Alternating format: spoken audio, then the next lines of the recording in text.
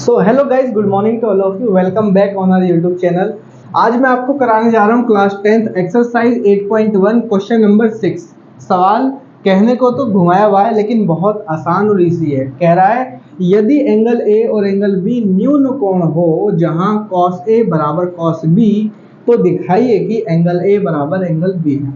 हमें सिद्ध करना है एंगल ए बराबर एंगल बी है। ठीक है, करने से पहले बता दूं चित्र नहीं है तो चित्र बना लेते हैं। दिया क्या क्या है, दिया है सवाल में हमें दिया है कि एंगल ए और एंगल बी न्यून कोण है जहां cos ए बराबर cos बी है। cos ए बराबर cos बी है और सिद्ध करना है, सिद्ध करना है। ठीक है, ये जो बोला ना दिखाइए की, दिखाइए मतलब सिद्ध कीजिए, दर्शाइए मतलब भी सिद्ध कीजिए। एंगल ए बराबर एंगल बी के, एंगल ए बराबर किसके, एंगल बी के।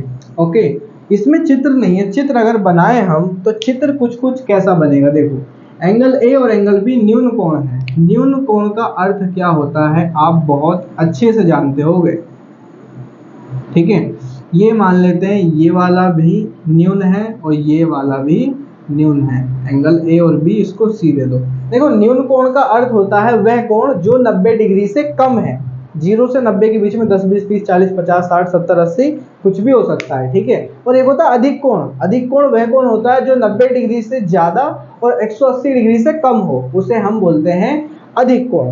ओके, अच्छा अब यहाँ पे एंगल ए और एंगल बी ये दोनों के दोनों कैसे हैं, ये हैं न्यून कोण।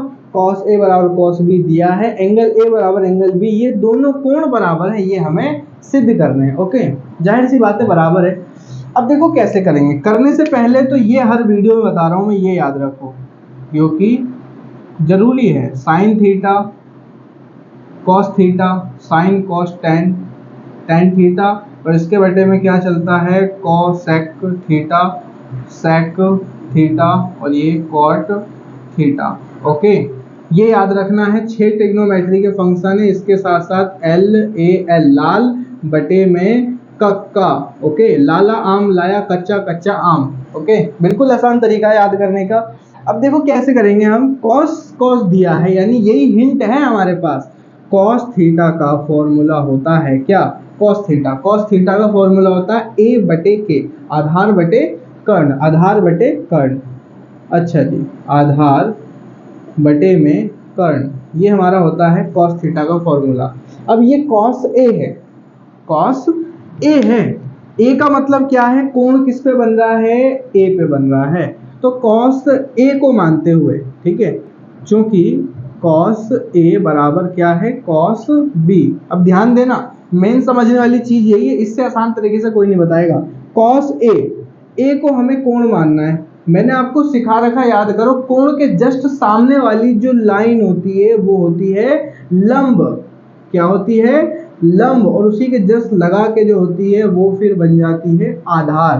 तो कॉस ए, ए को एंगल मानते हुए अगर हम कॉस थीटा का फॉर्मूला लगाएंगे आधार बटे कर्ण, तो आधार है AC और कर्ण हमेशा यही रहता है। कर्ण कभी नहीं बदलता, याद रखना, कर्ण कभी नहीं बदलता, आधार लंब बदलता है सिर्फ।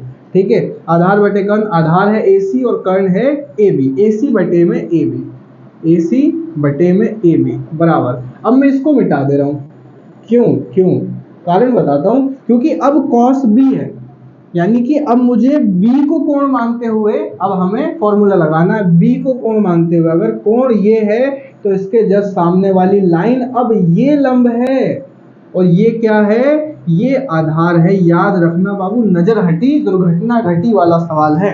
ठीक है, अब ये लंब ये आधार है। फॉर्मूला अगर मैं लगाऊं कॉस थीटा का तो आधार बटे कर्ण, अब आधार हो गया BC और कर्ण तो वही रहता है, कर्ण कभी नहीं बदलता, BC बटे में AB।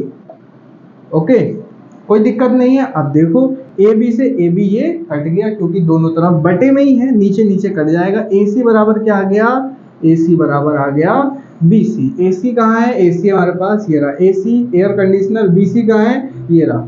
ओके, कोई दिक्कत नहीं है, AC बराबर BC आ गया। अब याद कर लो, मैंने आपको पढ़ा रखा है कि त्रिभुज त्रिभुज की बराबर